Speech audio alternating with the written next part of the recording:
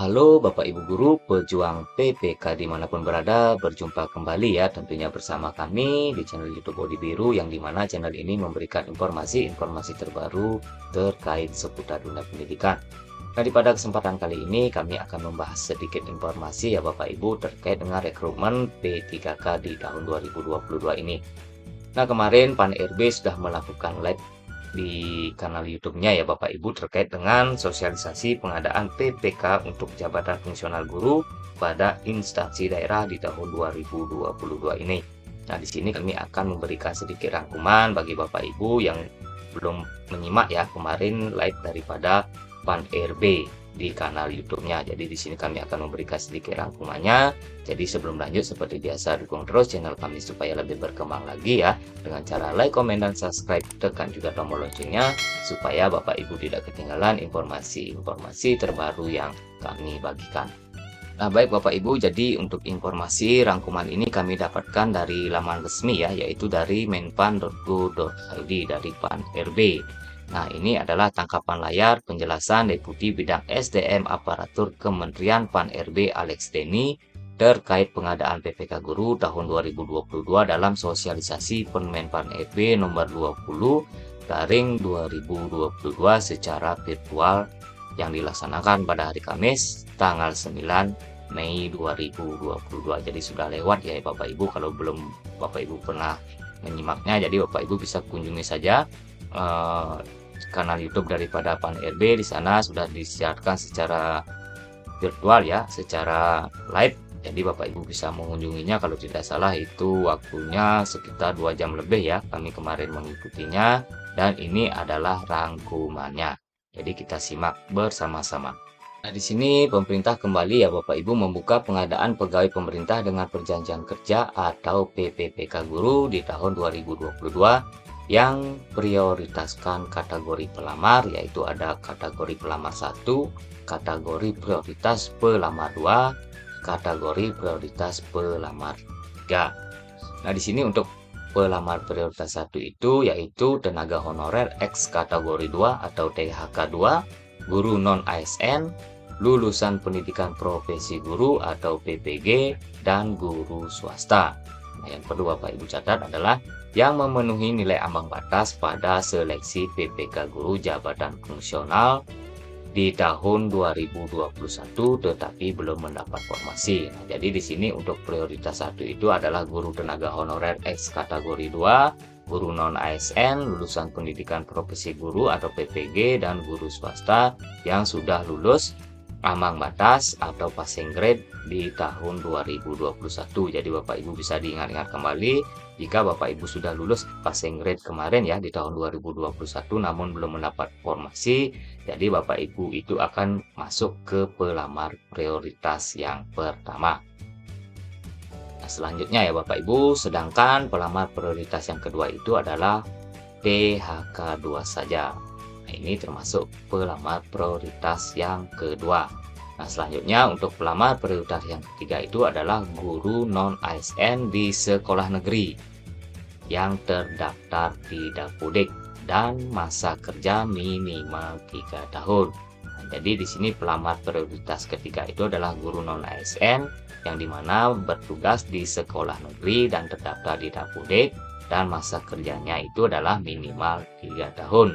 Jadi Bapak Ibu bisa cek kembali apakah Bapak Ibu sudah mempunyai masa kerja minimal 3 tahun. Jika sudah, jadi Bapak Ibu bisa masuk ke pelamar prioritas yang ketiga. Nah, begitu ya Bapak Ibu maksudnya. Nah, untuk itu sementara lulusan PPG yang terdaftar di database kelulusan PPG Kemdikbudristek serta pelamar yang terdaftar di Dapodik bisa melamar melalui kategori pelamar umum. Nah, baik Bapak Ibu, kita lanjut lagi ya. Untuk pengadaan PPK Guru di tahun 2022 dapat diikuti oleh 2 kategori pelamar, yaitu pelamar prioritas. Nah, yang tadi ya Bapak Ibu ada prioritas pertama, kedua, dan ketiga, dan pelamar umum.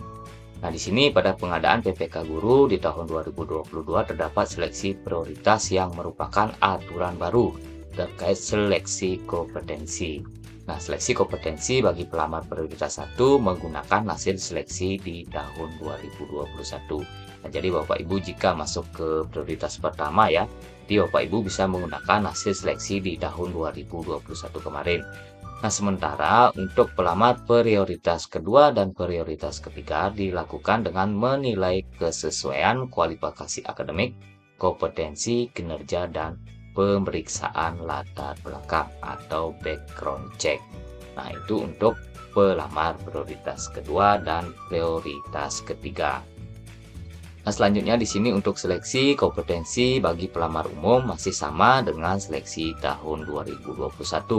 Nah, untuk seleksi umum ini dilakukan dengan CAT UNBK untuk menilai kesesuaian kompetensi manajerial, kompetensi teknis, dan kompetensi sosial kultural yang dimiliki oleh pelamar dengan standar kompetensi jabatan. Nah, jadi itu ya Bapak Ibu untuk bedanya pelamar prioritas dengan pelamar umum. Nah, baik Bapak Ibu, kita lanjut lagi ya. Di sini kami akan membacakan yang penting-pentingnya saja supaya tidak terlalu panjang.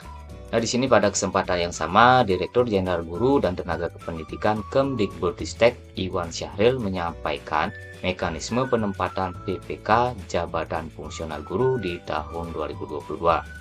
Nah, untuk pemenuhan kebutuhan diutamakan pada pelamar prioritas pertama. Mudah-mudahan sini Bapak Ibu semua masuk ke prioritas pertama ya, yang dimana yang sudah lulus passing grade di tahun kemarin di 2021 yang tidak mendapatkan formasi. Nah, ini dimana sebanyak 193.954 guru yang memenuhi nilai ambang batas pada seleksi PPK guru di tahun 2021. Jadi kemarin ada sebanyak 193.954 guru ya Bapak Ibu yang sudah memenuhi nilai ambang batas pada seleksi kemarin di 2021 yang belum mendapatkan formasi. Nah, ini ditempatkan di satuan pendidikan berdasarkan kebutuhan dan kota yang tersedia di daerah tanpa mengikuti ujian kembali. Nah, di sini Bapak Ibu sangat diberikan kesempatan ya Bapak Ibu tanpa mengikuti ujian kembali. Nah, di sini Bapak Ibu langsung ditempatkan jika Bapak Ibu nanti termasuk pelamar prioritas yang pertama yang sudah lulus di passing grade.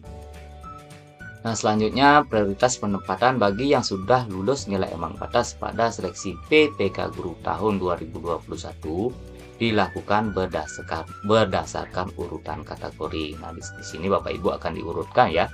Yang sudah lulus passing grade yaitu ada pelamar secara berurutan yaitu THK 2. Jadi nanti Bapak Ibu yang sudah lulus passing grade dan masuk THK 2, jadi Bapak Ibu ada di urutan yang pertama. Setelah itu ada guru non-ASN di sekolah negeri. Ini ya Bapak Ibu, guru non-ASN yang di sekolah negeri itu berada di urutan kedua jika nanti Bapak Ibu masuk ke prioritas pertama yang sudah lulus passing grade. Nah, selanjutnya yang ketiga yaitu lulusan PPG atau lulusan pendidikan profesi guru. Setelah itu ada guru swasta. Jadi ini urutannya ya Bapak Ibu, THK 2, guru non-ASN di sekolah negeri, lulusan PPG, dan guru swasta. Yang Bapak Ibu sudah lulus ambang batas, Bapak Ibu nanti tidak mengikuti ujian kembali. Jadi Bapak Ibu langsung ditempatkan sesuai dengan kebutuhan dan kota yang tersedia di daerah Bapak Ibu masing-masing. Jadi itu ya Bapak Ibu untuk penjelasannya. Nah, selanjutnya jika formasi belum terpenuhi maka akan diisi oleh pelamar prioritas kedua atau THK 2. Seandainya formasinya masih ya Bapak Ibu atau belum terpenuhi atau belum terisi, maka di sini pelamar prioritas kedua yang berhak untuk mengisi. Dan prioritas ketiga atau guru non-ASN di sekolah negeri terdaftar di Dapodik dan masa kerjanya itu minimal 3 tahun. Nah, jika pada seleksi tersebut formasi masih tersedia, maka akan dibuka untuk selanjutnya bagi pelamar umum. Nah, baik Bapak Ibu, kita lanjut lagi ya. Untuk informasinya di sini Iwan menjelaskan formasi di tahun 2022 adalah penjumlahan dari sisa formasi di tahun 2021 dan formasi yang diusulkan Pemda untuk tahun 2022. Nah, hal ini sekaligus menjawab pertanyaan Pemda yang tidak yakin apakah formasi yang sudah diajukan di tahun 2021 akan hangus atau tidak. Nah, di sini dijawab ya Bapak Ibu, ditegaskan bahwa Tidak. Jadi formasi yang di 2021 yang belum terpenuhi itu tidak akan hangus. Jadi nanti bisa ditambah dengan formasi yang diusulkan Pemda di tahun 2022. Nah, artinya formasi guru ASN PPK di tahun 2021 yang masih tersisa sebanyak 212.392 tetap akan menjadi formasi yang diperebutkan di tahun 2022. Tegas Iwan, jadi tidak hilang ya Bapak Ibu untuk formasi di tahun 2021 yang belum terisi. Nah, selanjutnya saat ini total formasi yang sudah diajukan Pemda atau termasuk guru agama untuk tahun 2022 ada sebanyak 343.631. Artinya jumlah ini baru sekitar 35% dari total kebutuhan formasi yang ada. Jadi masih banyak sekali ya Bapak Ibu formasi yang masih ada. Nah, sedangkan Iwan menuturkan kunci keberhasilan pengadaan PPK guru adalah adanya formasi yang diajukan oleh Pemda. Nah, jadi ini bukan hanya pemenuhan secara kepegawaian, tetapi juga layanan yang diberikan atas pendidikan yang bisa dijangkau seluruh masyarakat sehingga SDM kita berkembang dengan lebih baik, pungkas Iwan.